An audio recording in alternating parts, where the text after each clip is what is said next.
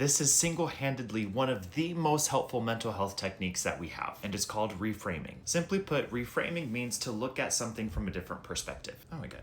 Soap on my hand. I was just doing the dishes.